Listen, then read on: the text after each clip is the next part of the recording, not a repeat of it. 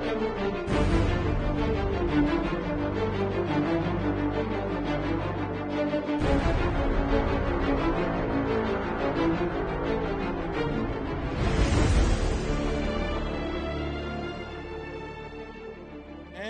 ladies and gentlemen, boys and girls, cats and kittens, welcome back to the podcast, the live stream edition. Thank you, Top Cat. I saw Top Cat waved, Belle.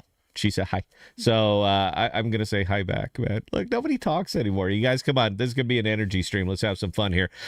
The podcast is your home for rational crypto news and objectivity, leaving emotion at the door, talking about what we like, why we like it, and where we see it going. We are not offering financial advice. We are telling you and showing you what we do, and that is all. We don't slow down. We don't let up. Full speed is our only speed. I'm your host, Scott, pragmatic investor and developer. I'm a developer now. I'm a chef, Bell, who has won and lost fortunes. Joining me, as always, is the greatest producer of all time, the one, the only, the mighty Bell. How are you doing tonight? You know what? I'm a little bit amused by you calling yourself a developer. You know what? An idea man, maybe, but not a dev. You know what? Are we building apps? Are we pushing out apps? We're having people build apps. You know what? How about this? Totally Let me reframe this, Bell, because you've chose violence apparently this time. Would these apps exist right now if I wasn't here? Well, not for a long time. There we go. So I'm a developer. They also wouldn't exist if I weren't here, because yes, all of those things, but it's my monologue, so just deal. Again, why did you choose violence today? Do you need me to like, do you need to be entered into SACTAP? Because we could easily put your character up there too. We can do all of these things. You know what? Let's make it happen. Your character versus my character. Sure. Okay. Here at the podcast, we have a tendency to talk about what others are not talking about and bringing the focus onto use case cryptos, because as we know, these are what drive the market and bring innovation to a world that desperately needs it. The status quo is no longer acceptable. It's time for technological revolution. Welcome to crypto and welcome to the podcast. Thank you. So yeah, we are flush with gelato tonight, guys. We have we got the guys. All right, we got DG, we got Risby. They're here. We're gonna talk. We're gonna have some fun. So I kind of threw down the gauntlet last night. I'm a little surprised that he went for it, but I kind of threw down the gauntlet and I said, hey, let's make a mobile game, because a Web3 mobile game with the Web3 abstracted that faces Web 2. I'm trying to prove a point here. This is what I'm trying to do. See, you guys got to understand the crypto method. The crypto method is that you come up with an idea, you get a big ass grant, you try to realize it, and then sometimes it works out. Most of the time it does not. You get crypto as we know it. I think that there's a different way. I think there's a better way. I think that there is a proper way, and that's what we're actually going to try with this one thing. Now, Bell and I are already paying our developers. Is that better, Bell? Is that it? I'm paying people to realize my vision. Are you more comfortable with that? That's much better. Yeah, okay. And I am a developer. All right, I know programming language. I know BASIC. Anybody remember BASIC? That's it, man. I am a stud at BASIC. I made a screensaver with a little box that would bounce around the screen when I was in the 8th grade. So I am a developer. All right. The world moved on, but I can still do it. So, what we're going to try to do with this is my whole plan. This is it. And I can't program anything up here, but I don't need to, because I got DG and I got Risby, so I think we're good. But what we're going to do is we're going to build a Web3. They're going to build it. I'm going to help funding. We're going to build a Web3 game that is fun, that's entertaining, that's silly, that's very, very crypto. We're going to abstract the Web3 so that it's Web2 facing. It's going to, we're going to try to get it on Android. We're going to then get it over there on iOS, right up there in the App Store. And what we're going to do is we're actually going to monetize, try to monetize this. I am. I got a plan. The boys, they're hit there. They're tapping their feet right now saying it can't be. And I say that it can. So what we're going to do is try to monetize it and actually have it showing profitability, and then pitch it. And then pitch it everywhere that we can and say, hey, would you like to see us continue development on this and actually turn it into a very good game? It's going to launch as a good game. I get the self-imposed deadline that for some reason I pulled straight out of my ass, and Daniel said, sure, we can do that. That's not my fault, brother. That's your fault. the self-imposed deadline is what it is, but we're going to have basic functionality. It's going to get up, it's going to be playable, it's going to be fun, and all that other good stuff. But what we're going to do is build this, show that it could be profitable through microtransactions. That's where you guys come in, by the way. That's where the entire audience comes in tonight.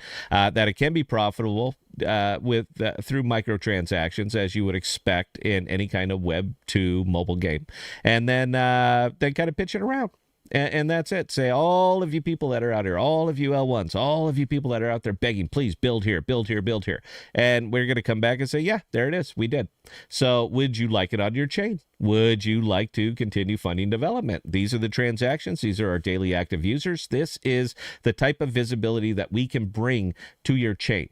So what it means for everybody is that we're taking all of the risk. All the risk is on our side. And then after we've actually proven it out and proven the model, then we can let these L1s come in and compete and swoop in and say, sure, we want it because we are all about transactions. Is that not what L1s are for? They're all about transactions, lots and lots of transactions. So why don't we build something that farms Web 2? To generate those transactions, as opposed to simply burying investors, hoping that token go up. Why don't we try it the way that it should be, the way a business would do it, the way that it is supposed to be? Why don't we try it that way? And then we can pitch on and see what can be done after that. So that's kind of where we're at. Anyway. That's it. That's my whole monologue. I'm going to give you the pitch. After this, guys, look, we're going to be talking about game development on here. I'm a huge gamer. My very first game was, we talked about a little bit last night, was Pong, and console gaming, Atari 2600, and Intellivision, a ColecoVision. I actually had a ColecoVision all the way through. And then when computers started to get popular, I moved on to started with Meridian 59, Ultima Online, Shadowbane. I was actually a Shadowbane player. I don't play games to bake bread. I do it to kill people. That was Shadowbane. Anybody who's way back in the day certainly remembers that one. EverQuest, World of Warcraft. I mean, I lost years of my life on World of Warcraft and all the way through. So what I'm saying is that I am a gamer. Now, what appeals to me about mobile games, and this is a me thing, and I'm going to go ahead and unzip my fly here. I can literally not sit on the potty without my phone. I need something to do. Because I'm getting older, guys. My business does not happen immediately. It takes a minute. I don't want to read news because I don't care. All right. I want to just be entertained while I'm sitting there. And before, if I forget my phone, I will literally read a shampoo bottle. I will read the ingredients or how toilet paper is assembled if it's written on the package.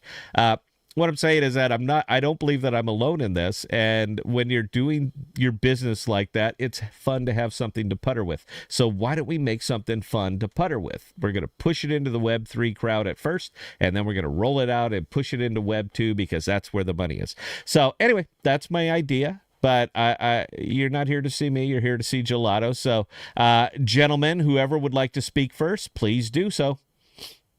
I'll definitely kick it off. I just want to apologize for not showing up yesterday. I had to put the kids to bed, but I did listen in. The whole show was so energetic. And just this idea of building something so simple where people wouldn't even know that it's tied to the blockchain in any way. This is something Daniel and I were already talking about. You know, we talked about wanting to do more experiment. Usually we put a focus on try to onboard Web3 users first and then go to Web 2. But this idea that we're going straight to Web 2, making it something so silly that anyone can jump into and do, like, that excites me. I'm glad you guys talked about all of this, and I'm glad Daniel agreed to it, because now we definitely will build it out. Daniel, what do you got to say about that, brother?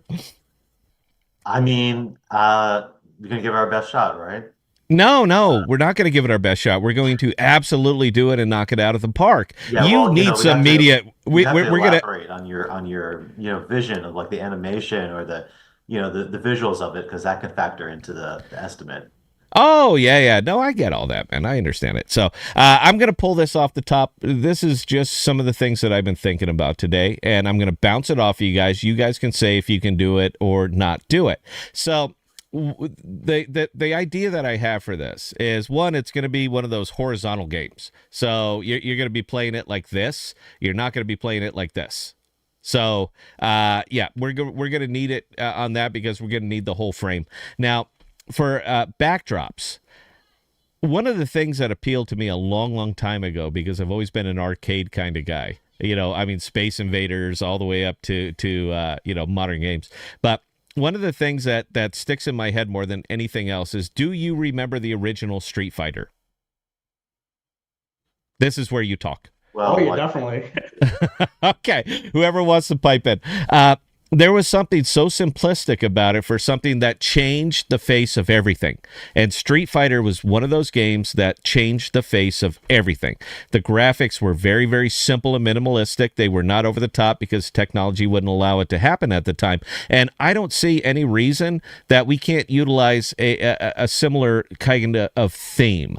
Now, I would love those simple, cartoonish type of backgrounds because this is a fun game. It's a funny game. It's an entertaining game. This is not we're not doing this to change the world. We're doing this to brighten a person's day a little bit. So I'm thinking kind of along the lines of that. Now, gameplay wise, this is where we're going to get stuck. And by the way, for anybody who wasn't here yesterday, the game is simple. You're going to kick somebody in the nuts as hard as you can, and then you're going to get prizes or something. We'll sort that out as we get through. Right now, we're still working on base functionality and the reason for it. Now, Daniel had a concern because it's going to be one of these super clicky games. How fast can you push the button? Daniel had some concerns with that as far as scripting. So I remember a game that I used to play a long, long time ago. It was on Nintendo 64, I think, and it was a beach volleyball game.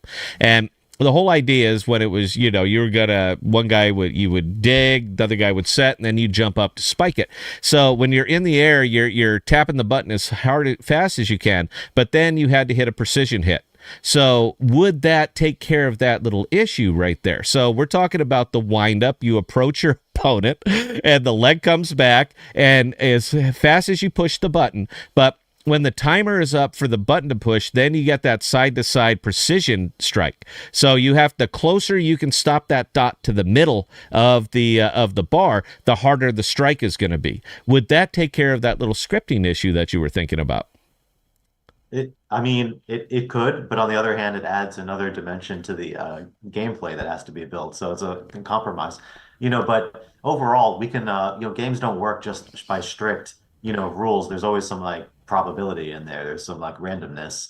And so players can't defeat randomness, so we can make, so the timing doesn't have to be precise. So you can't just program something to always win, so we can use some clever, classic tricks to kind of, prevent users from trying to programmatically defeat the system. So is that a yes or no on the precision strike? I think so, but think about it. Like in terms of what you have to program, now you need images for the precision strike and a little animation to show like, the bouncing between the range. And so yes, every little thing adds like, and that's like, that's a lot of, and without getting a blueprint for something, where I have to pull everything out of my ass, that takes a long time to like not only artistically render it, but to then program it as well. So, yes, sir. I'm asking a lot. I'm saying, is it possible? It is possible, and it's good that's why you set the deadline, the artificial deadline back to the end of the month, because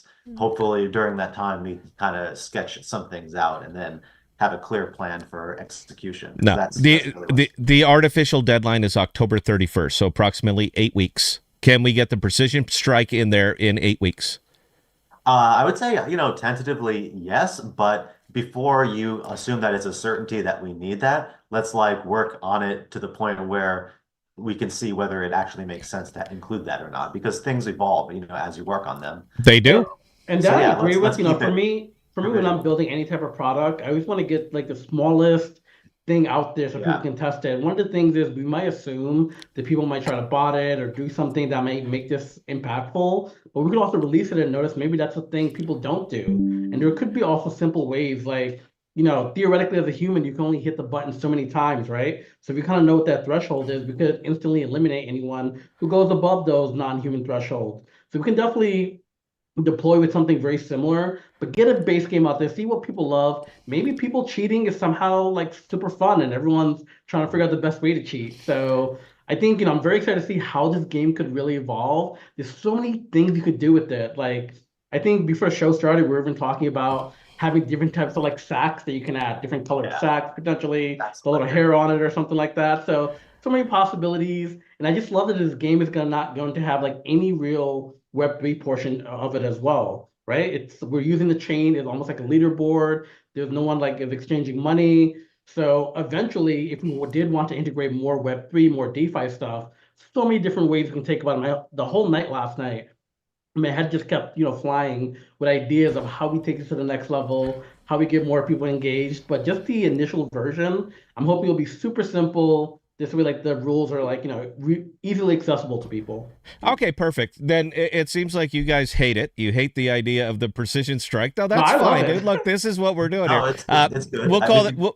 We'll yeah. call that V2. All right, we'll call that V2. All right, we got 8 weeks. Let's bang something out. So I'm fine with it. I'll counter the people cheating. Why? Why would you cheat? I mean, what are you gonna do here? We're not offering cash prizes or anything like that. If you want to beat the game, you want to beat the game. All right. Now here's the other thing that I was kicking over. Do you guys remember the game Punch Out? Do you remember Punch Out? Nintendo I feel like game. vaguely. Okay, Name look, sounds familiar. you know, it's fine. I'm sure you kind of get it. We're gonna have to have them roll through characters. Now, the first character in Punch Out his name was Glass Joe.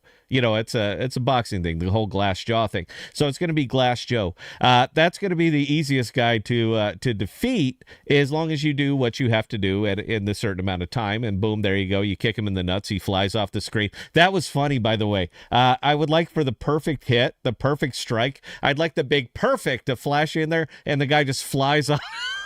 That guy just flies off the screen or something like that, that you really know that you sack tapped the shit out of him. So I would like something like that. Daniel, is that something that we can make happen? Can we make the guy on the perfect hit fly away, or just make him explode or something like that? Yeah, use some cheesy like 16-bit graphics kind of thing. Some Exactly, because we don't need 4K high def. All right. Again, think Street Fighter, the original Street Fighter. But the Street Fighter still, while it was simplistic, they have to have separate. It's called a sprite sheet. It's like all the individual frames of the animation. They had to create those pieces, those pieces of art. And then when you play the game, it kind of cycles through the different like motions, the different sprites that represent the different phases of the motion. So there's a lot of work that went into creating those things, and we can automate some of that. I've already been kind of playing with AI and generating pixel art, so we can get a long way. But yeah, it's going to be.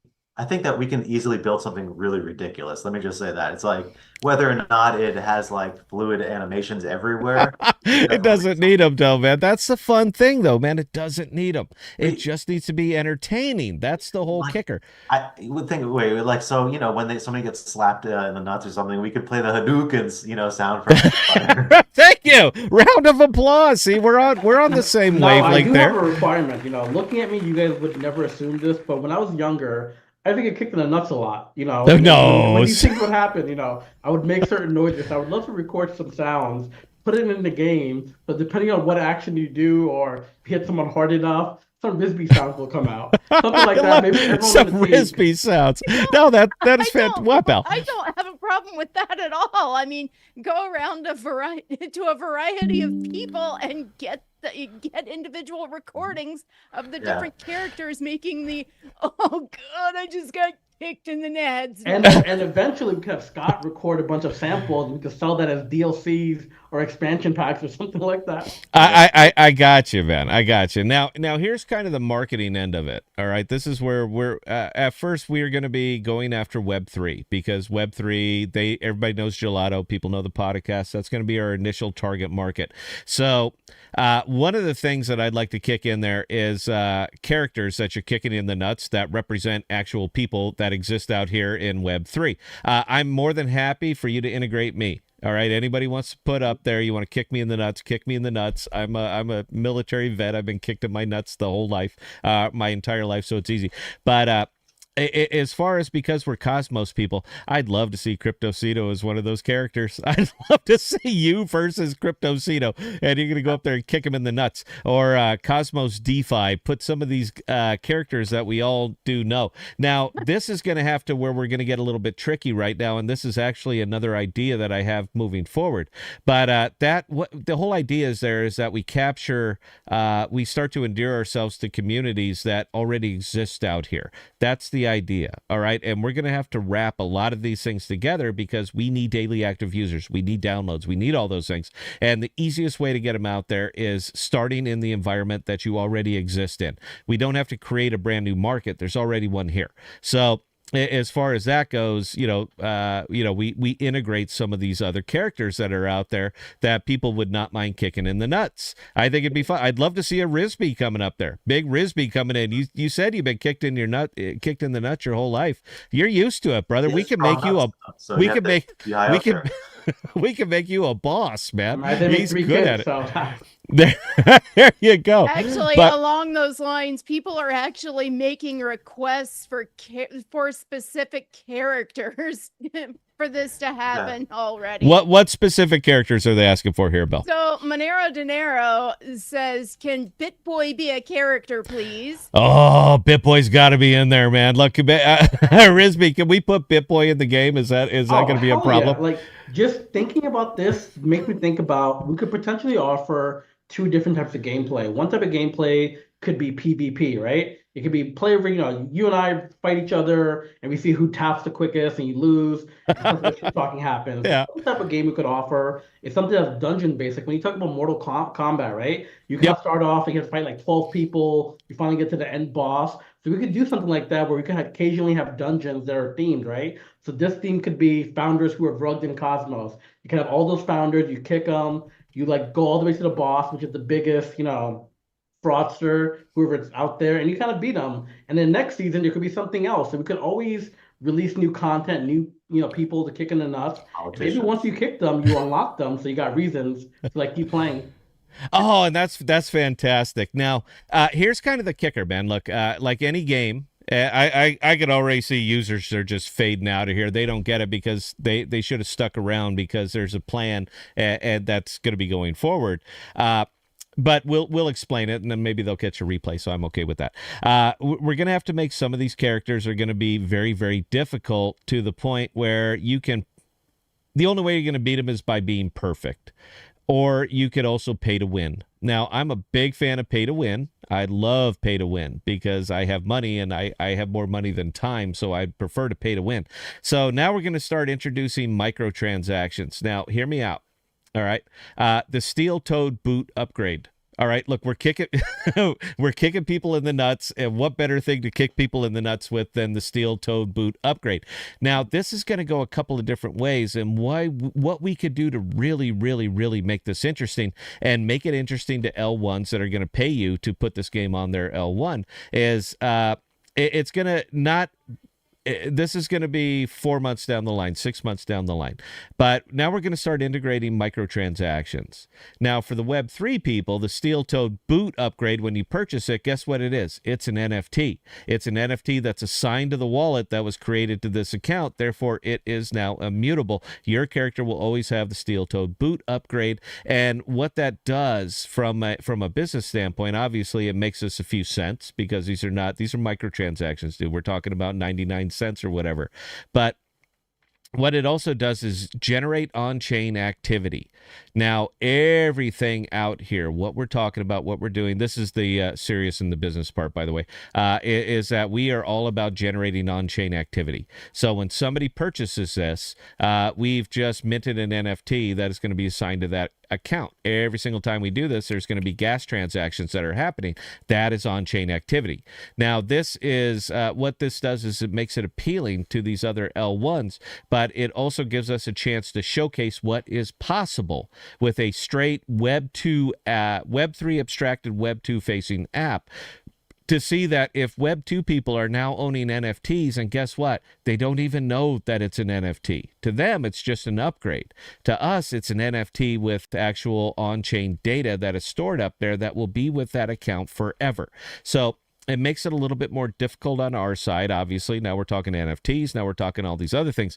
But these are the things that excite both Web3 players, because everybody likes NFTs, but it also excites Web2 people because they have an upgrade that will never, ever, ever go away for them.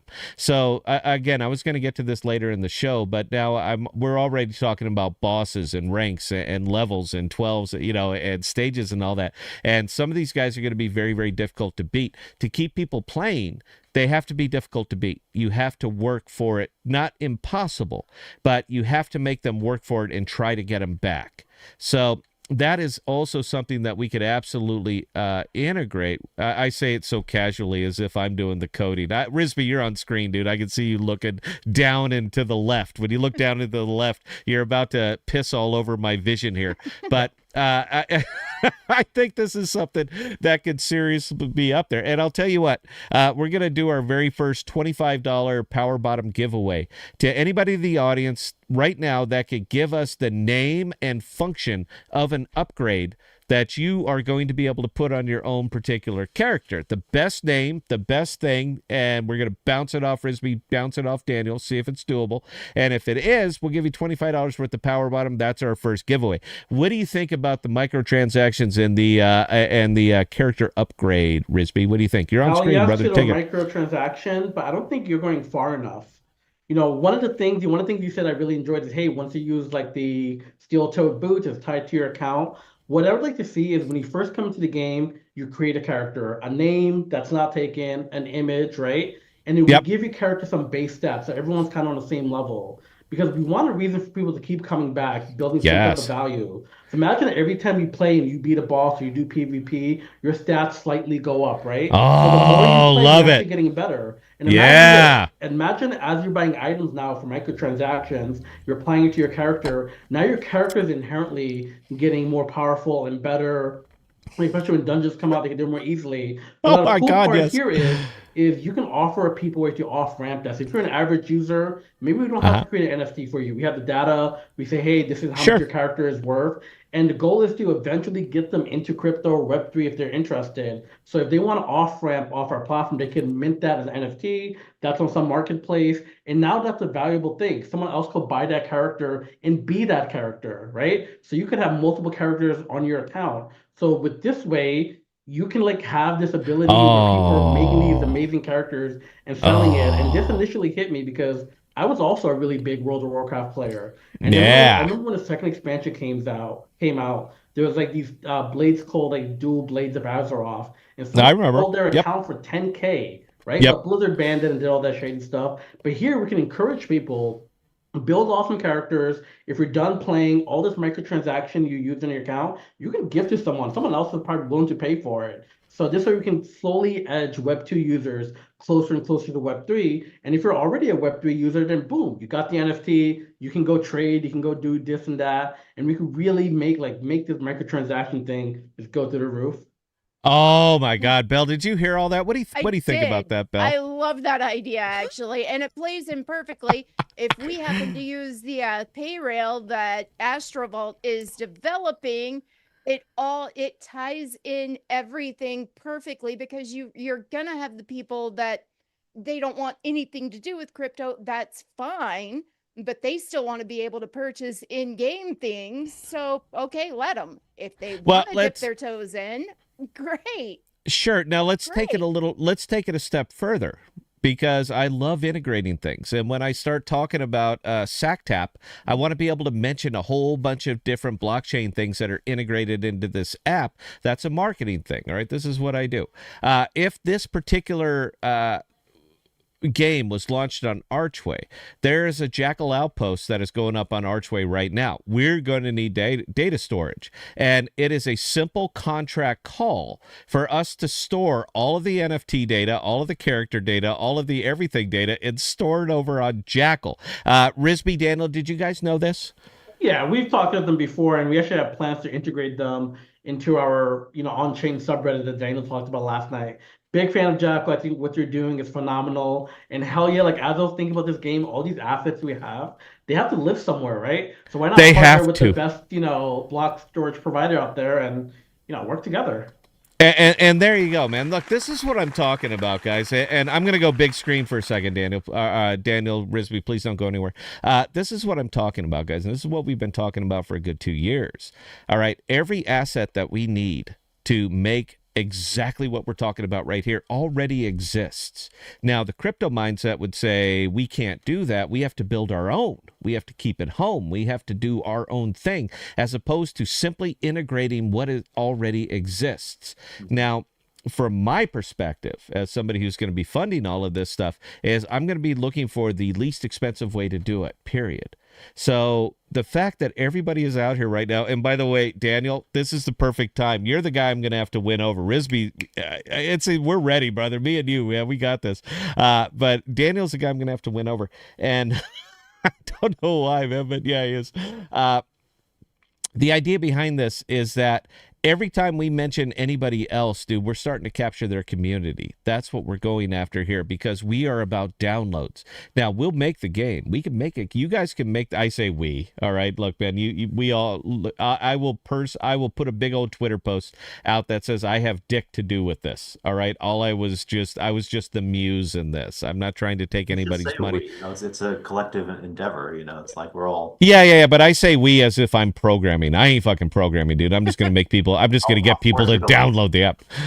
That's what we're going to do. But everything that we need to make this possible already exists out here. Now, here's the kicker. Every single time that somebody buys a steel-toed boot upgrade. By the way, Belle, did anybody kick out any upgrades yet? I got $500 sitting here, and I want to give it away in $25 chunks if you guys give us ideas, because it makes it easier. A massive 2 people have chimed in with ideas so far. Do you guys not like money? Do you not like games? For Christ's sake, what happened to us? What happened to the podcast, man? We were all about fun. Okay, anyway, every single time that we do anything, that a transaction happens on SackTap, all right, we are pushing value out to every other thing that we're touching here. Now, we're going to need servers. Daniel, am I Daniel Risby? We're going to need servers, right? Yeah, we actually have that. We have our own data center that we use for various projects, including Gelotto. So we have all the hardware, all the compute. We can have most things you would need. So the only real thing we would need from you for this game is exactly what you want to do. Promote it, get people to play it. The infrastructure, the coding, all of that we'll definitely handle. Oh, that's great, because Belle and I were just talking earlier. We have a data center friend. So all the servers, everything that we need is sitting there and available. It's a level 2 data center too, man. We're talking generators, backups, UPS, 99.99999% uptime. Three major data lines feeding into that data center. These guys are next level. So, but no, that's better, because I don't have to pay for that, Belle. That's better. So, yay, we're there, man. I love this stuff. But yeah, guys, look, man, let's. This is the time right now, all right? Because I got a hunch when we wrap up this stream, these guys are going to start wargaming, whiteboarding, and coding. So if there's something in here that we need, let's go ahead and get it in. Now, for Risby and Daniel, do we want to make this a PvP game, or do we want to make it a PvE game where all you're doing is beating the shit out of more difficult characters over and over and over? Do we want it? Can we roll it out initially as simple PvE? Because it seems like that would be, to me, it seems like that would be the easiest way to understand this. Is that what we want to do, or which way do you guys want to go? I gotta call bullshit on something, Scott. You always constantly say that you're not a developer, you don't know how to code. But I'm hearing a lot of mindset of a developer. You're thinking about what's the most initial basic version you can get out there, and it is going to be a PvE game. So beautiful. I love that. Now the reason that I love that, and this is where I'm going to get stuck though. I'm an old school RPG player. All right, I'm very old school, dude. I've played them all. Now, one of the coolest features that I've ever had in any kind of game is that when I get a piece of equipment, a rare drop, something, the bind on pickup kind of equipment, that my icon changes. Is something like that going to be possible? Now, I understand that we're getting into the weeds out here. This is artwork, all right? We have to be able to plug and play the steel-toed boot onto any icon that comes up there. Is something like this possible? Because as a player myself, I want my character to change, because that gives me ownership over that character, and that makes me want to come back and play. Is something like that going to be possible? Yeah, I'd say, yeah. I mean, like, I could do what's in my, power and my abilities to Hmm. do something that approximates, that. But if we can also get like an actual illustrator on board just to make a few sprites, to represent the shoe. And I don't know what the other people put out there as their ideas.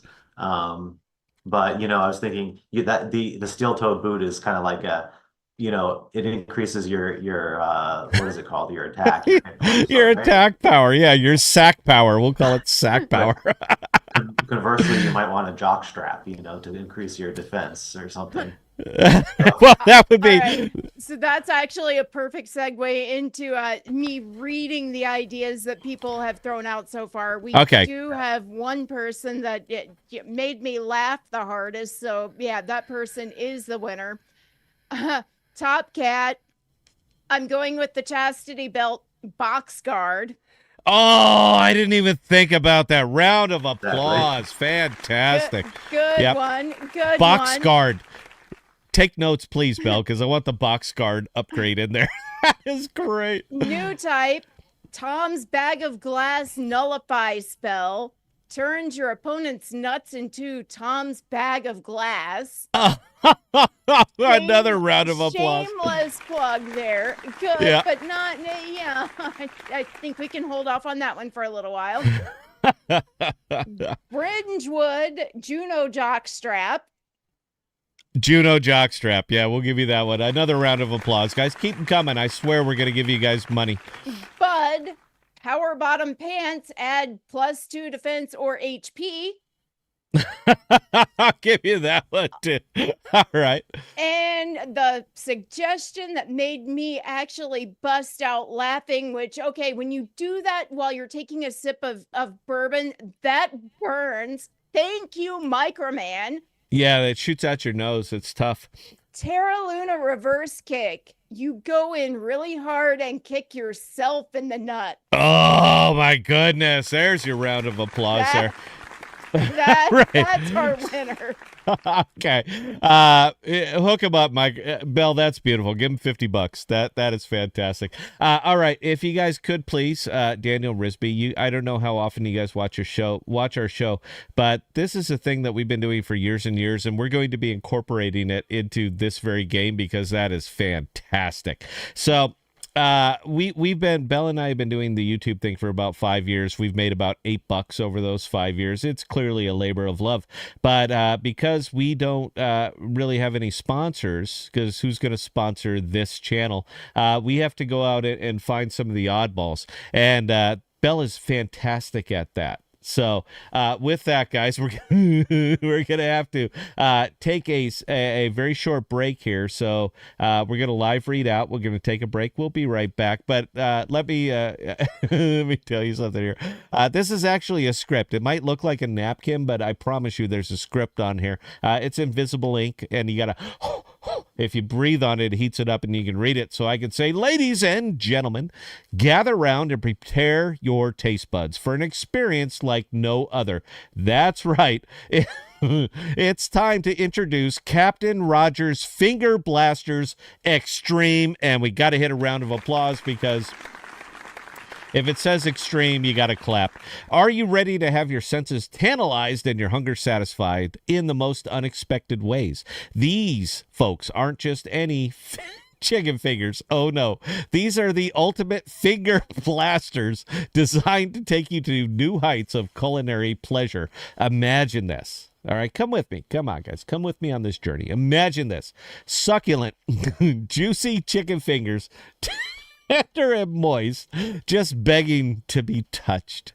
You can't help but wrap your hands around them and dive in, feeling that crispy exterior give way to pure, unadulterated deliciousness. But wait, there's more. Captain Rogers knows you crave variety, so he's added a secret blend of spices to really ignite your passion. Each bite is a burst of flavor, a roller coaster of sensations that will leave you breathless and wanting more. Finger blast.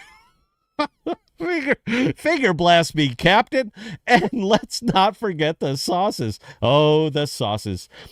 Each one is crafted to perfection, designed to complement and enhance your finger blasting experience. Whether you like it hot and spicy, sweet and tangy, or smooth and creamy, we've got just the right thing to tickle your fancy. So, why settle for a mediocre meal when you can indulge in Captain Rogers Finger Blasters Extreme? Get ready to feast like never before and discover what it truly means to be finger blasted. Finger blasted. Captain Rogers Finger Blaster Extreme, because sometimes you just need to get your hands dirty. Bon appetit, guys. 60 seconds and we will be right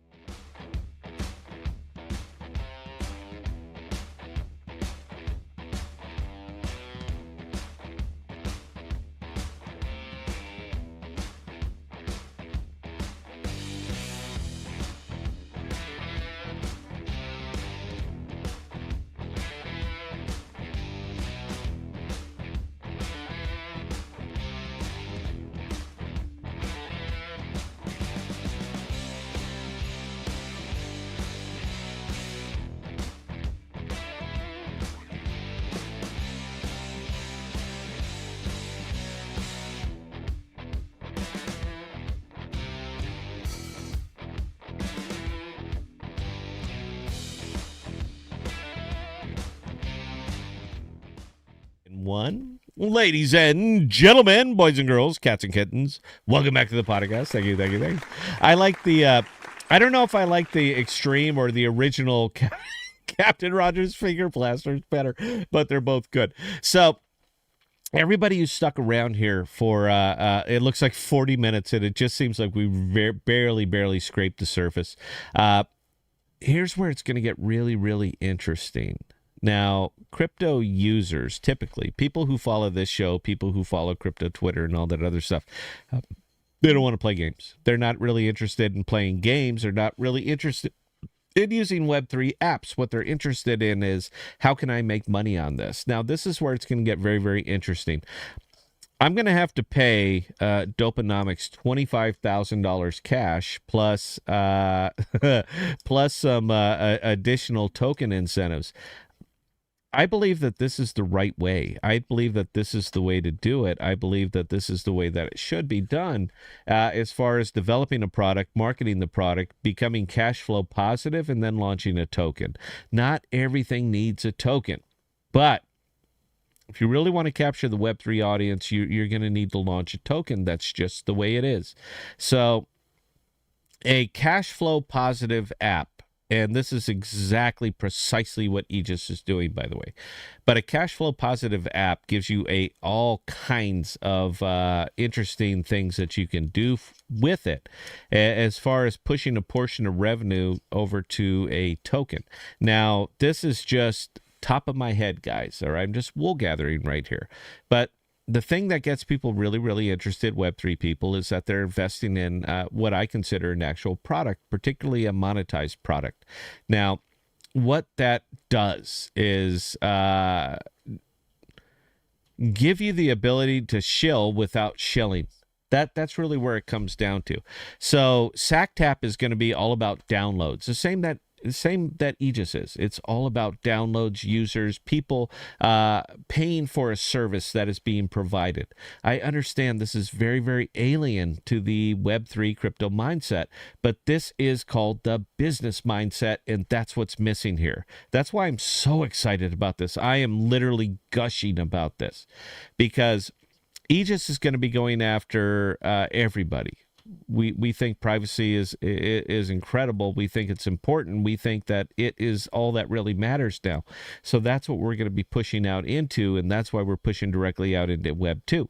But the other thing that people like to be is entertained, and I think that this is going to be particularly entertaining. And when you start to further develop a game like this, microtransactions are just part of it. Now, why is it part of it?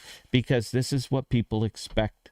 Because this is why Web 2 mobile games continue to evolve, why they continue to be the next thing and the next thing and the next thing after that. So my question to everybody out there, my question to Daniel, my question to Risby is, why aren't we building these things? The model is proven. The model works. So why are we going out of our way to ignore it and say we're going to build something and develop a market that simply does not exist right now when a market does exist and there's no reason for us not to capitalize on it? That's kind of my question there. So I'm going to pitch that one over to Daniel and say, would you have any particular issue actually developing a game like this and then monetizing it on the back end? Is this going to be a problem? No, I mean, that's kind of been our whole MO all along with Gelato. You know, we built this protocol staking as the house as a revenue share, and our idea was we were going to have a lot of transactions. There's going to be a lot of tokens moving through the system. The house always has an edge, statistically, so it should be a way to generate real yield. So in a similar fashion here, if we have a lot of microtransactions, we have a token. We could explore using the same protocol here as well as just and in regards to it being business mindset versus a crypto mindset, yeah, like Risby and I completely agree with the need for that, because there's really no sense in trying to just create, otherwise it's just the tail wagging the dog, like unless you want to go out there and just build another copy and paste DEX, using some existing open source contracts, and then say, and extract a lot of money like a parasite from the L1s to deploy that, then go for it. But that's the only market that seems to exist in crypto proper, because everyone's just thinking about that. Like, people come to crypto and they're thinking about everything's a swamp, basically. Everything's some kind of staking or yield farming. But most of the market that's out there is not related to, yield farming. We should be applying crypto to all sorts of things, gaming and other goods and services that you have come to expect, from, the websites that you use, Seamless, and I don't know, any number of apps. I could just name every single thing out there because they're all not crypto apps. So yeah, that's kind of like where Risby and I are at philosophically as well. It's just we are constantly trying to figure out the best path and the best, implementation for making this vision come true. And it's just that's and hence all the abstraction conversations, about Yeah. And that honestly, Daniel, I'm gonna chime in with a little bit. Copy pasta is so bloody freaking boring. It's ridiculous.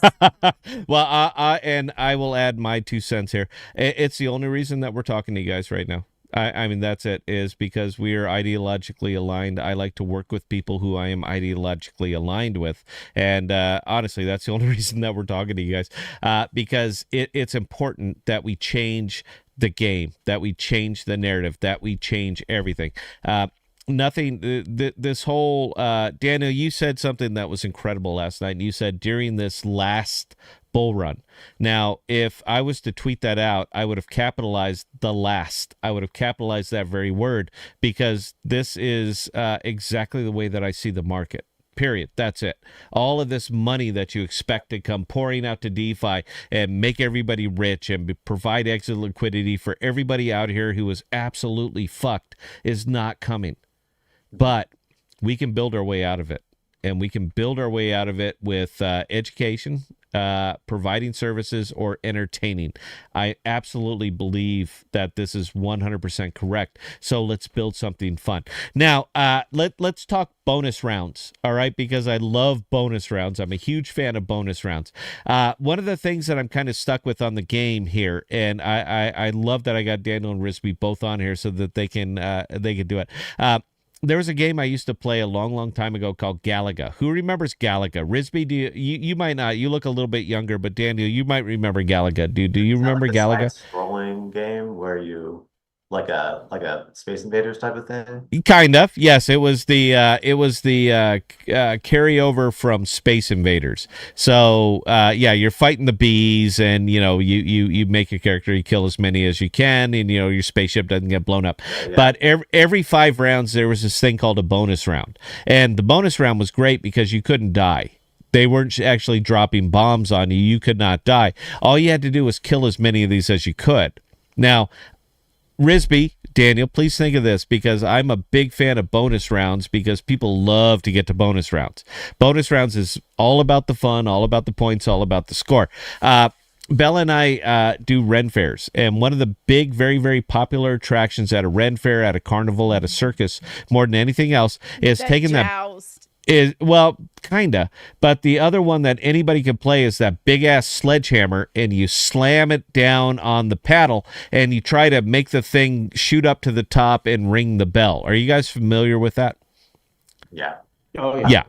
Okay, so how hard would it be for you to integrate that we put a named character right there standing on the pedestal, and you power up as much as you can, you kick him in the nuts, and see if you can get him to fly up and hit the bell. Now, let's make it even more fun, because this is all about kicking people in the nuts. What if you got it up high enough that it hit the bell and it would shoot out the icon of whatever token really, really, really shit the bed today? How much fun would that be? Because not only are we doing that, but we're educating at the same time. So if Bitcoin drops 6.3%, when you kick him in the nuts, he flies up, hits the bell, and the little Bitcoin icon just explodes out of his head. That's where we can implement Cedo. We could put Cedo on the bell. We could put any named character or something that's up there. We could put him on the pedestal. You kick him in the nuts as hard as you can. He flies up the thing. If you did it right, because this is still a little bit skill-based, if you did it right and you made the perfect shot, he flies up, hits the bell, and then a busted token goes flying out of his head. What do you think about that, Risby? One of the things I love about bonus rounds is sometimes like the secret aspect of it. Like in Diablo 3, I believe, to get to a unicorn level, you do a couple of things, you get Yep. to it, you have a blast. So I love hidden Easter eggs like this. And it would be very easy to implement. You know, you can easily figure out the price charts, figure out who's the biggest losers, dynamically make this, maybe even add other stuff. I love secret, bonus stuff like I was that. thinking of, Game. like about a bonus round where you have to slap as many sacks in a short period of time as can. So you're running around the screen, slapping sacks. Guys, look, man, we've given away $25 so far. We have $475. $50. I'm sorry. Up to 50. That was hilarious. I'm sorry, man. Look, I reward it. What would you guys like to see in a bonus round? Tell me what you'd like to see in a bonus round. The best answer right here is going to get $50, man. Look, we're not asking you for ideas so that we can monetize it and work on your effort. We're willing to compensate. $50. What would you guys like to see in a bonus round? So with that, Bell, look, we've been completely dominating the conversation here. Do we have any questions or comments, or can we just carry on? Of course we've got questions. This is our audience we're talking I know about. it is. I'm trying to be cavalier about this. Carry on, Bell. All right. So first question coming in from New Type. How are you going to prevent the chain from shutting down? Sounds like this game will cause a spam attack on the chain. We saw what Jacob did to Archway after he spammed the chain. Oh my God, I didn't even think about that. Give him $25, Bell, because that's a great question. Who do you guys trust enough out here? I'm gonna go ahead and jump on this question. Which chain do you guys trust enough to be able to handle the amount of transactions that we could potentially be sending them? Because we're talking about Web 2 now here, guys, and when we get into Web 2, we could easily have 50,000 immediate users right at this very moment. Who do you guys actually trust to handle the transactions? I don't think that's really of an issue because we're going to be handling all of the transactions and all the stuff behind the scenes for them. We can easily bundle transactions together. So when multiple people are playing, right, there is no real reason to always go to the blockchain and publish stuff, right? So if you have let's say 20 people trying to do something that requires to publish to the chain, we can bundle those things together to make it efficient. So all chains today in Cosmos, whether you're Juno or you're Injective or you're Archway, they can all handle that. And that's the beauty of us abstracting all of that away for you. So all that complexity, all the issues, all the things we can do, we can add all of that, all the guardrails. So this isn't even really an issue. Like what Jacob was doing was he was going to the chain and purposely creating like these blank transactions very rapidly. We don't have to do that. We can do these things very intelligently. So we can scale to millions of users without ever, becoming an issue for the chain. I'll tell you what, and I'm going to carry on just one more time. Where would you guys like to build this? I got 2 offers in right now. I can get more. This is what I do. Where would you guys like to build it? I do. I'll be honest. I think, speed and cheapness is really important because we're doing stuff on people's behalf. The less Yep. we have to pay for compute, the more runway we have to support, Mm-hmm. users. We're Mm-hmm. currently whitelisted on Injective, Stargaze, and Osmosis, and those are the top 3 chains in Cosmos, in my opinion. I honestly feel like Injective might be the right place just because they're so cheap. They're the fastest. They have so much other smart contracts on the chain that we could potentially leverage and sort of expand this easily. And Injective also has one of the biggest market caps, right? They're one of the biggest communities. So like, yes, we could do this on Juno because it's fun or it's a joke chain. But the Yep. thing that really caught my attention yesterday when I was hearing about this is everyone kind of suffers from this in crypto. You always want to be like, hey, this is how someone else became successful, so I'm gonna do it, right? So everyone's copying and pasting, doing the Yep. same stuff. No one's thinking as simple as you're thinking, Scott. We're like, hey, we know this model works. There's literally Yep. millions of games out there making a big Yep. ton of money. Why Yep. can't we just, bring in the crypto aspect where it makes it transparent? You have full ownership. And if you Yep. want to become an advanced user and you want to be able to degen on these things or trade it, now we open that for you, right? Like crypto or this type of technology should make something better, not slow it down by saying, hey, let's throw everything on chain, be purist. Yep. So yeah, Okay. injective. Yeah, and let me carry on this one just a little bit. I want you guys to know where my mindset is on this. All right, because eventually my money is going to leave my wallet and end up in your wallet. It's just the nature of it. So, would you be willing to expose your underbelly to try to save one of these dying chains? Sure, we could put it on Injective. We could put it on anything. Would you be willing to capitulate on that a little bit so that we could bring a whole lot of visibility to something like Juno, like the T-shirt that I'm wearing right this second? I'm just a fan, dude. I always root for the underdogs. All right, I'm a big fan of the underdogs.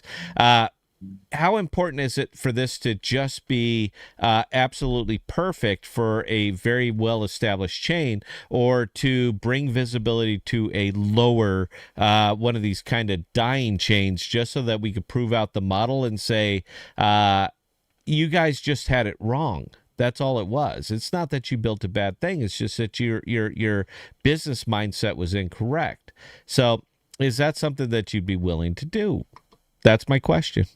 I mean, we can definitely do something like that. To me, I always find questions like this kind of weird because today most of Web 2, runs on some infrastructure, whether you're running on your home server, AWS, running on Yep. Facebook Yep. infrastructure. No one really ever says, hey, my thing is 100% AWS.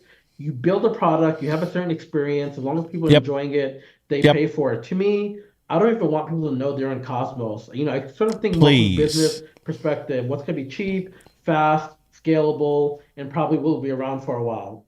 Juno, yes, we could try to save it, bring transactions there, but Juno's essential on its last leg. Any day, validators could quit, patches come Exactly out. I'm just right, saying, man. why would we want to interrupt business operations, right? So to me, since you are a business person, let's go where Hmm. it's cheap, effective, where there's a lot more horsepower. And even on Injective today, unless you're a very heavy DeFi user, you don't see a lot of activity. So there's still a lot of empty blocks that are waiting to be filled with activity. And why not let us be that? So this $1 billion plus market cap, coin can now point to us and be like, hey, they built something like this, very simple. Look how much activity is on And this chain. and Okay, well, also, if I go may ahead. add, there's some it's not just abstractly, saving a chain. Maybe if there was a chain that we felt like we were more aligned with, ideologically, that'd be different. But we Sorry. tried bringing this business, mindset to Juno, and we just got the boot, in a sense, and we were,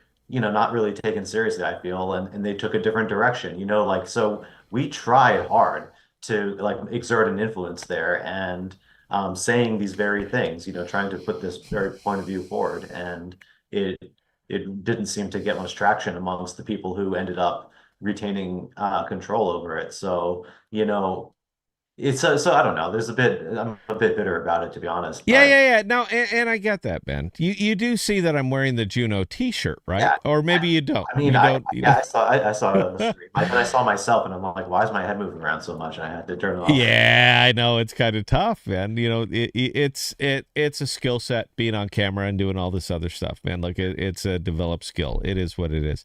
I sold my Juno at $26. Every last bit of Juno that I had was sold between $29 and $26 because I'm not fucking retarded. You know what? It doesn't matter. It's out. Because Yeah, you've already demonetized us way early in the stream. So. Yeah, I know. I sold all of my Juno between $26 and $29 because I remember Prop 16. What could happen did happen, and the worst thing that they could do is exactly what they did. So I'm well aware of this, and the only reason I'm telling you is because I want you guys to know that yes, we have a similar mindset. So with that being the case, if you guys want it on Injective, not a problem. Let's put it on Injective. All right, we need money. We need any of that other stuff. And look, this is what I do. I can tell you flat out, the only two people that I've talked to so far on your behalf is Juno and Archway, and both of them are interested. So I haven't reached out to any of the Injective people. It's a tough row to hoe over there because they're all about tooling and all of this other bullshit that's effectively unmonetizable. And what we're bringing them is something wildly different, an actual monetized app that uses blockchain technology. So yeah, it's a little bit different. Anyway, Belle, carry on, please. Questions, go. All right. So next one coming in from Microman with a comment. If this isn't sponsored by Ronco's Big Bag of Nuts, I'm disappointed in everyone. They haven't heard these. It's funny, Belle, because Risby and Daniel, I guarantee they're aware of us, but there's no way that they catch every show that we do. This is a perfect segue. Okay, Belle, let's go ahead and use that as a segue. I smell fried something or other, so I'm kind of hungry. But why don't you tell them about the sponsor that has been with us the absolute longest, our very first sponsor? Belle, why don't you go ahead and talk it up a little bit here? Go ahead, serve it up, and you're not going to get through it because you're going to hear me giggle. Hi there, Podocasters. Let me tell you, sometimes I just want nuts in my mouth. After a long day of talking into the microphone, I just crave their salty goodness. Yeah, and you nothing do. satisfies me like the big ones.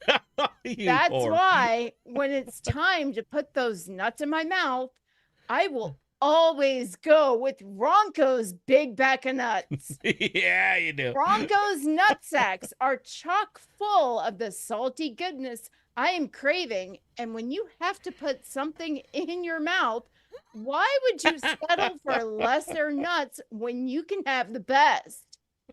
With Ronco's Big Bag of Nuts, you will be filled to bursting and get that satisfying fullness you are craving. Ronco's Big Bag of Nuts is available anywhere nuts are found. Get yours today.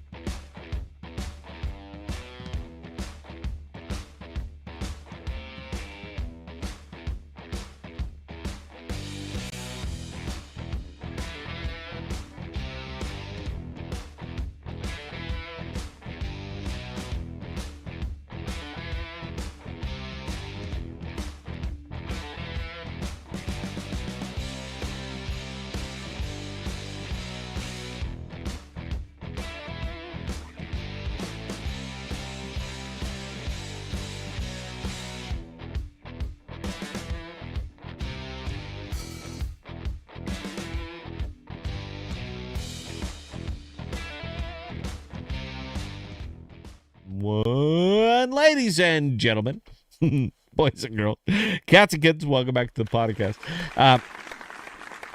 I'm gonna segue here. We'll get back to the questions and finish them up because I don't want to tie up the Gelotto team longer than we have to. So we got some money to get away, guys. Look, man, think about the game, think about what's coming, and pitch us ideas so that I can pay you. I love doing something like that. But believe it or not, you're actually hearing alpha right now. You're hearing alpha that a lot of people aren't hearing because they simply cannot process what we're talking about here. That's a kicker, man, is that people cannot wrap their heads around actually building a product, monetizing the product, and then cryptoizing the product. They can't process it. People, this is not where the mindset is anymore. But this is where the mindset needs to be. That's why this is really, really cool right here. And eventually, it would surprise me a bit to see the ST token launch, the SACTAP token launch, where a large portion of the revenue of the in-game microtransactions is getting pushed over to the token itself, so that people are not only playing the game, but they're investing and getting behind something like this. This is the future.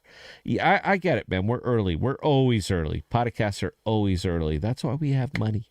But we're always early here, and you guys are actually hearing legitimate alpha coming out of this. So anyway, Belle, questions, go. All right, so Bridgewood, how about a power bottom coin? How about power bottom coins fly out everywhere with a perfect strike?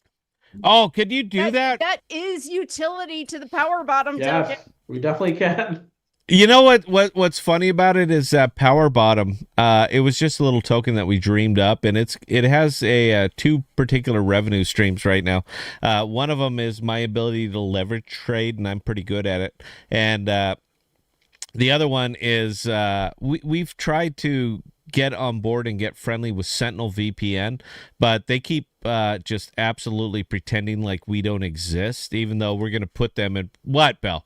I'm saying, am I not supposed to talk? Is that what you're saying here? No. That is the that is the you can't see me. Yeah.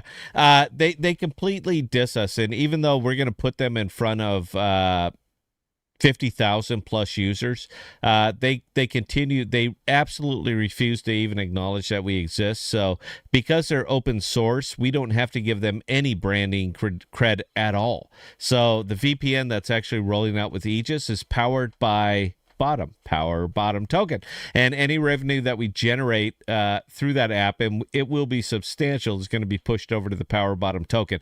Don't fuck with me. That's what I'm saying up there. Anyway, so Daniel, you're on the screen right now, and we're going to be doing something very, very similar with anything that it belches out of this, is that we're going to be pushing value into crypto tokens for the people that want to come on this ride with us.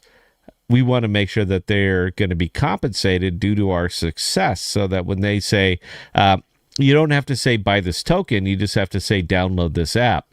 You understand that from a marketing perspective, this is real simple. I'm going to ask both you and Risby one thing right now. Please pick up your phone. I guarantee you that it is with arm's reach of where you are right now, and I want you to look at the apps on your phone and tell me how many of those apps you've never used besides the very first time, but yet it's still on your phone. You understand where I'm going with this, right? Yeah, because one of them is going to say SACTAP. That's what I'm saying. Belle, please carry on. Dig it up, man. Give me the answers, dude. Come on, man. We're here to communicate. Monero Dinero, will power bottom be the in-game currency? I'm gonna take this one and say no. Look, man, we're just marketing this for him, all right? This is whatever Gelotto wants to do, dude. I'm not taking ownership on this. I will make sure that this is in the hands of as many people as we could possibly do it. I'm not doing it for self-enrichment. Fuck. How many years have we been doing this show, Belle? We're not doing this for us. We're doing it for other people, and we're doing it to prove a point. So whether I make a nickel on this is irrelevant to me. What's very, very relevant to me is that I can stand up here, do a live stream, and give the finger to everybody who says they know exactly what's going on, but simply don't. Mark Twain, The biggest problem people have in the world is not knowing what they need to know. All right, like that's not his direct quote. I know his direct quote, but I don't want to sit here and dance on Mark Twain, for God's sake. Samuel Clemens. I'm not going to do it. The problem that people have out here in crypto is knowing absolute fact that is incorrect. That's the problem. We're just here to prove them different. Anyway, Belle, please carry on. New type. If SACTAP is Web 2 focused, then no, you don't need to launch a token. Maybe just airdrop USDC from Noble? Kind of. Now, here, this, and again, man, look, I'm not building the goddamn thing. Risby's building it. Daniel's building it. They're doing the blood, sweat, and tears. We're just marketing it. There's going to be a lot of tears from them. Exactly, but I happen to disagree with that. No, the product does not need to be tokenized. But one of the things that crypto people love to do is talk about the things that they're invested in. You guys get this, right? It's purely a marketing tool. That's all it is. Now, if the app happens to be successful, the game is fun. People are buying in. They're buying steel-toed boots. They're buying the what was the other one, Belle? What was it? The chastity belt. The chastity belt. Okay, so there was the chastity belt, and then there was the Terra Luna reverse kick. Oh, I love that. By the way, kicking yourself in the nuts. That is fantastic.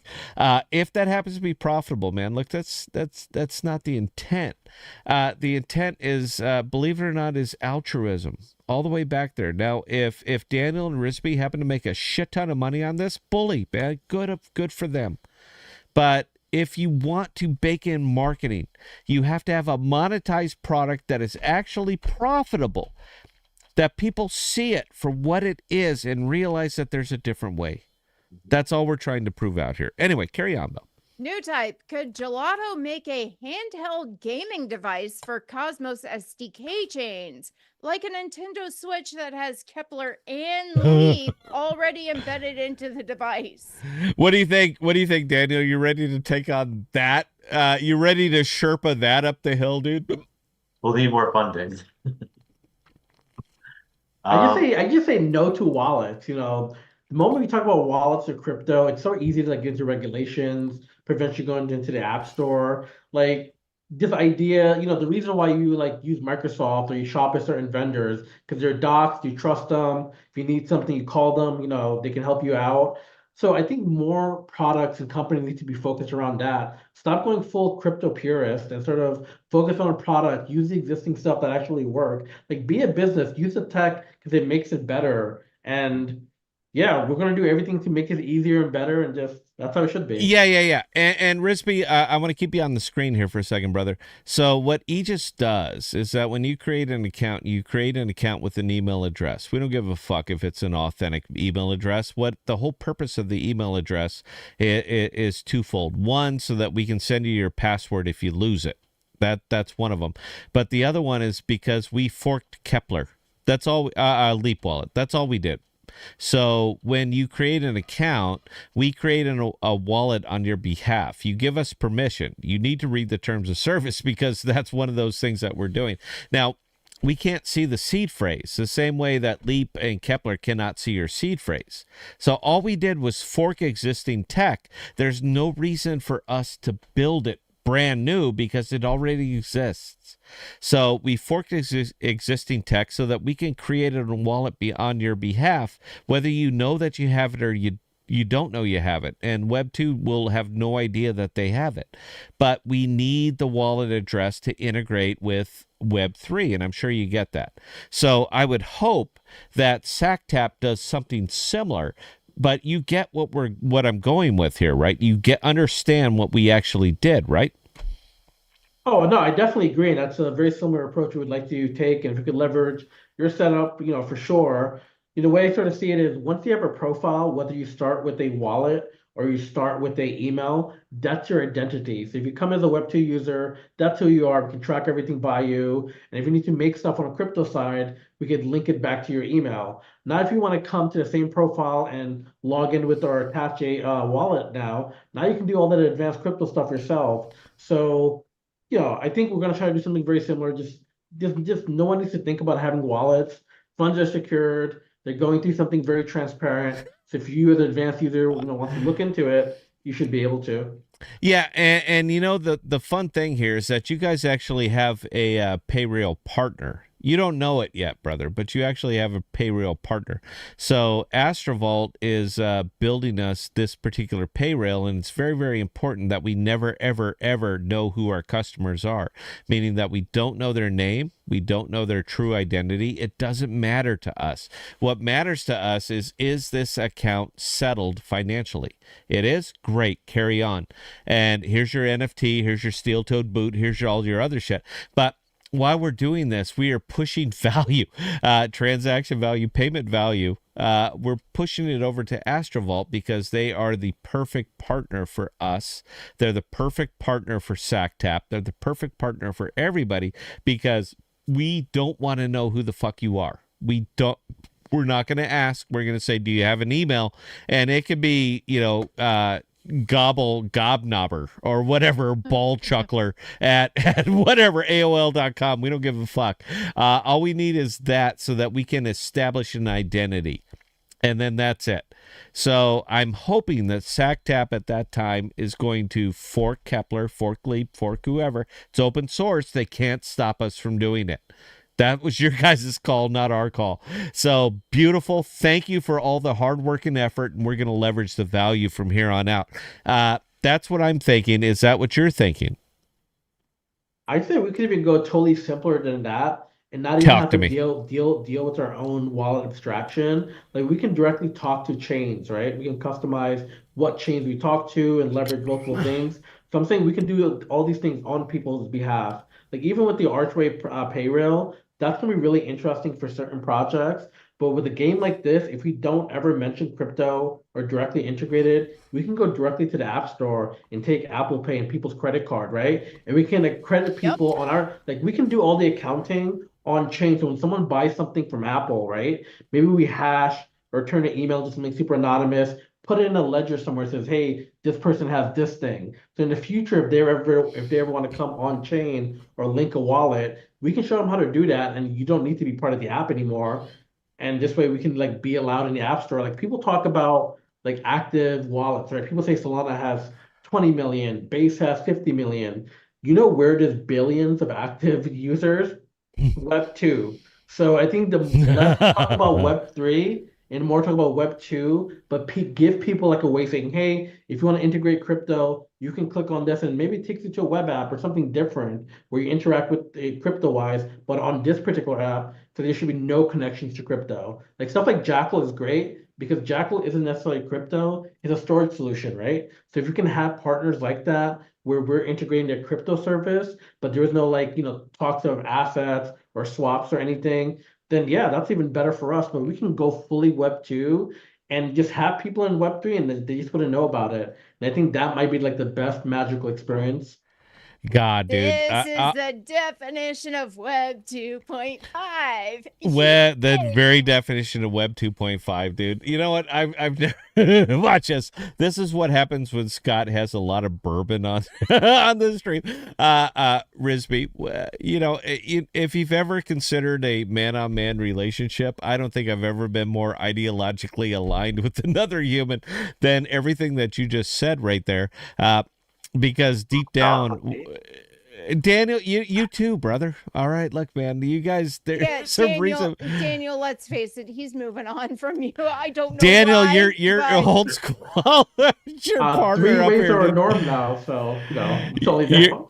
Your partner seems to really, really get it, brother. And this is what I've been trying to talk about for years and years and years. You guys don't understand, man. Look, man, Bell and I are live 3 to 5 times a week. All right. We've been getting our asses kicked out here because we're right and everybody else is wrong. And we've had to deal with this shit for years and years and years. So when we actually hook up with some actual developers who get it, and what I mean get it is get it, it changes the game, and it changes the game for everybody. So I've never really considered a homosexual relationship, but Risby, me and you, brother, all right, I gotta be the top. It's just how I roll, but please consider it. Anyway, Bell, carry on, please. We don't have any more questions. That is fantastic. I think with this line of thought is a good thing because it just got really awkward. There's nothing I am starving, so... There you go, man. Look, man, we're ready for it. Jesus Christ, Bell. We did not even start to really plumb the depths of what we're talking Oh about here. God, Microman just threw in another suggestion. As a weapon or upgrade, how about handlebars? Everyone knows handlebars to the crotch is the ultimate pain experience. I got nothing here, man. This is weird. My job is to talk, and yeah, Microman, he kind of got me. Give him some more money, Bell. I don't give a fuck how much. I don't care. We did not give away as much as I thought. I don't think people are ready to process what's about to happen. That's the kicker, is that they're just not ready to process what is about to happen. People are talking about tooling, man. They're talking about a new algorithmic stable token. They're talking about all of this shit that really doesn't matter because they really don't get it. And I'm sitting on here with two devs that absolutely do. And we are going to shake the fucking world. I'm very, very excited about that. Anyway, guys, consider that my outro. How about that? We're gonna turn it over here to Daniel. Do you got any closing thoughts, sir? Please do. After that, we'll turn it over to Risby. Bell will talk us up, talk us out. We did not get to anything I thought that we were gonna get to, so we're gonna have to have him back. Not tomorrow night. Tomorrow night, we got Marston from Jackal Protocol. It's going to be on with us, and we're going to talk about use cases. Fuck, man. We're basically building the new economy right here. The new crypto economy. It's being built right here.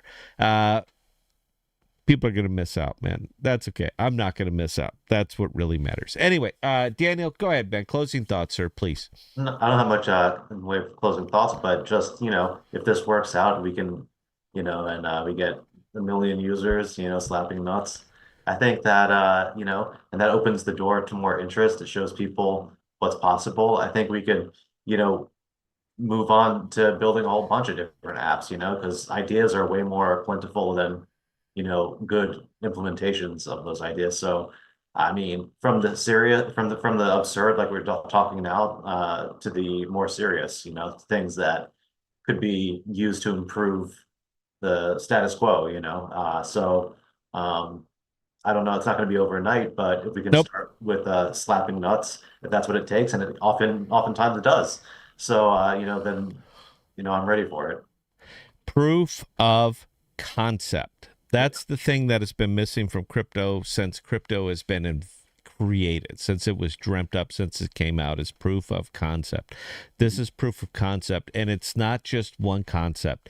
It's about 15 different concepts wrapped in to you kicking BitBoy in the nuts. Risby, please, sir.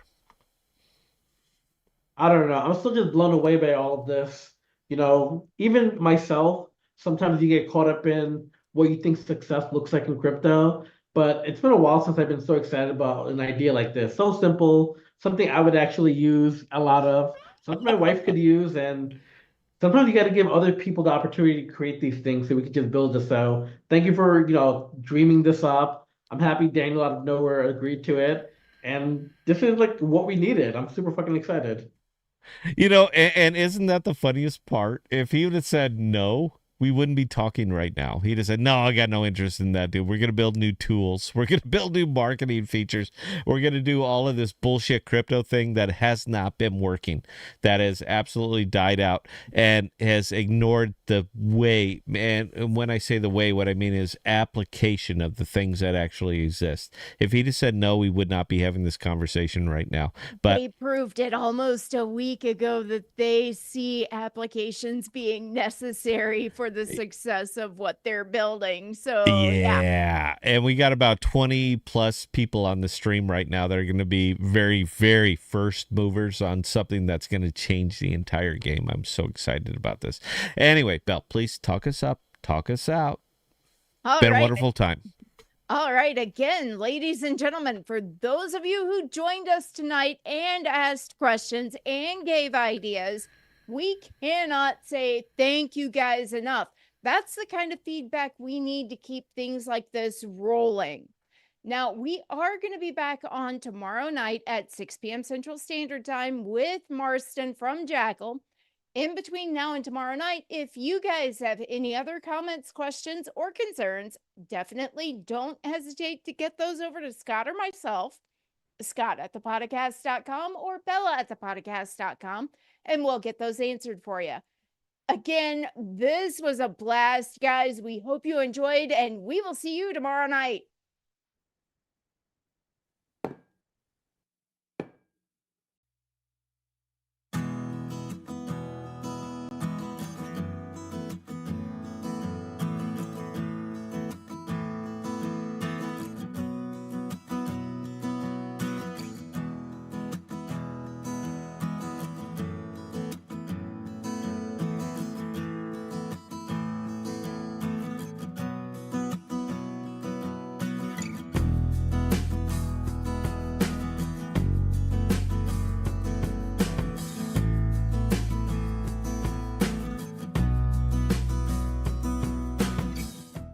We are dropping new videos and podcasts every Sunday, Tuesday, and Thursday. And be sure to look for us on Instagram, Twitter, and Parler at The Podocasts.